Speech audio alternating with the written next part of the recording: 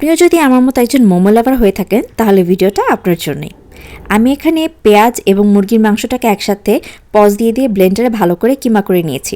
সেই সাথে দিয়ে দিলাম রসুন বাটা, গ্রেট করে রাখা গাজর, বাঁধাকপি, কিছুটা কাঁচামরিচ কুচি, সয়া সস, গোলমরিচ গুঁড়া, লবণ স্বাদমতো এবং ঘরে বানিয়ে রাখা চিলি অয়েলের কিছুটা অয়েল দিয়ে ভালো করে মিক্স করে নেব। চিলি অয়েল দেওয়ার ফলে না স্বাদটা দারুণ আসে। ভালো করে মিক্স করে নেব। যখন ভিডিওটা বানাচ্ছিলাম তখন কারেন্টের খুব প্রবলেম হচ্ছিল, বারবার যাচ্ছিল আসছিল, তাই বলে তার ভিডিও অফ করা যায় না। এরপর বড় একটা রুটি বেলে আমি এই বাটিটা দিয়ে সুন্দর করে মোমোর সাইজ পোর্শনে কেটে নিয়েছি।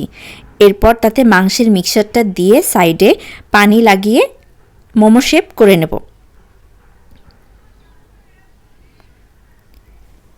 আমি প্রায় 150টার মতো মোমো বানিয়েছি, তাই এই শেপটা দেওয়াতে আমার সময় বেঁচে যাচ্ছিল এবং খুব তাড়াতাড়ি হচ্ছিল।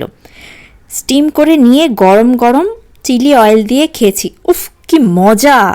চিলি অয়েলের রেসিপি শীঘ্রই আসছে।